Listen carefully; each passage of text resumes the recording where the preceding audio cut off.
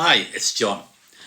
Have you ever gone somewhere you know really well and then you've seen it at night and thought, wow, hang on, this is a completely different place? Well, that's exactly what happened to me on a clear moonless night at Snowdon in North Wales, and honestly it caught me off guard a little bit. It was Thursday the 19th of March.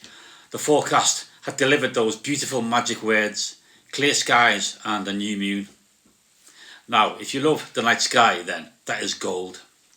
It means proper darkness, the kind of darkness where the stars completely take over, especially in a place like this. So there I was, pulling into Penner Pass car park at 8:45 p.m, feeling excitement and trepidation, ready for a night with Snowdon under the stars, or Withfa, as the Welsh word. But my jaw literally dropped when I saw just how busy the car park was. I got the last space, the last one, which felt slightly rude considering I was there for a night of peace, silence and wilderness. But anyway, I got out of the car and off I went. Head torch on. Walking from the car park, I let out a little gasp when I looked up and saw the stars in this international dark sky reserve. The night sky was completely overwhelming and dominating. The only sounds were the clumping of my boots on the stone path as I made my way along the mindless track. Within a few minutes I was alone, leaving the busy car park well behind me. And very soon that familiar feeling of leaving ordinary life and walking into something just a bit wilder. Now I know this area really well. I've been there many times in daylight, climbing along Creebgoch and every route up to the Snowdon summit. But at night, in complete darkness, no. Completely different story.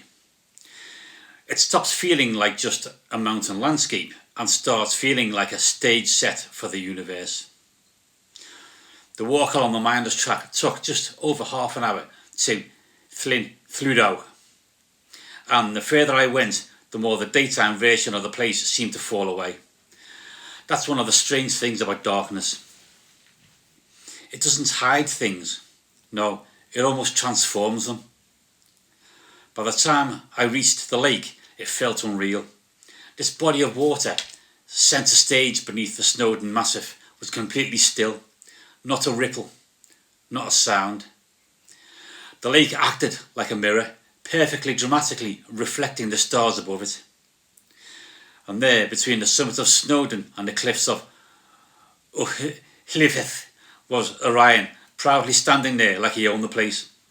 Which, to be fair, for that moment, he kind of did. The mountain was silent, the lake was silent, everything felt suspended. And I remember thinking, this is one of those moments. One of those rare moments where the world feels bigger, quieter and somehow more alive all at once. So I set the camera and running for a time lapse. It didn't run off. I stood there watching for over an hour and 20 minutes. The sky slowly moved while the mountain stayed absolutely still. And that contrast was incredible. No phone signal, no distractions, just me, the mountain and the stars. I sat there taking in the incredible sight with my binoculars. The Perseus double cluster, the Beehive, the Andromeda Galaxy, Orion's sword, Jupiter and everything in between.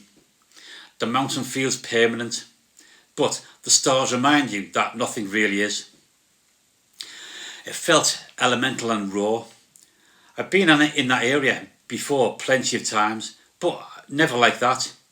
Never with the night sky so dominant. Never with the whole landscape seeming to almost belong more to the stars than to the earth. I had the whole place to myself, or so I thought.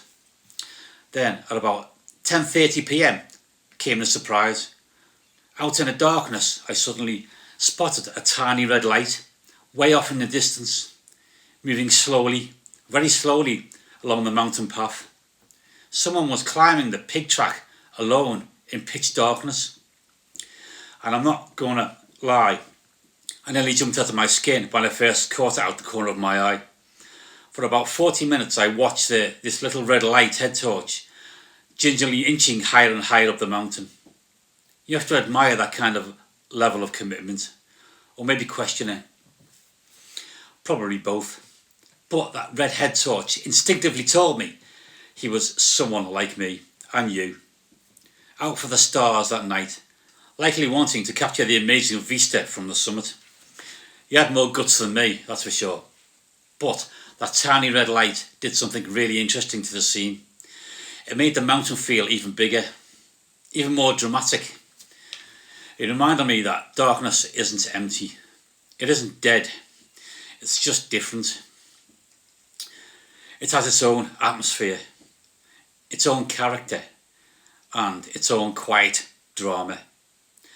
By just after 11 PM, it was time to pack up and walk back. Same path, same mountain, but I wasn't quite the same after it. Because I hadn't just taken a few photos of the Snowdon Massif, I'd experienced Snowdon differently. The same place, but somehow like another world. And I think that's one of the most magical things about the night sky. It can completely change your relationship with a landscape. A place you thought you knew like the back of your hand suddenly feels mysterious again, deeper, wilder, more atmospheric, more alive. That night beside Llyn Llydaw, under Orion with Snowdon rising in shadow and the stars reflected in the water, it honestly felt like standing inside another version of the world, a version most people never get to see. And that's why I'll keep going back out under those dark skies, because sometimes when the lights go out, a place doesn't disappear. No, it becomes itself in a whole new way. So I hope you enjoyed this video on my gallant, or maybe foolhardy, attempts at the Welsh names. If you did enjoy it, feel free to share this video, and wishing you clear skies.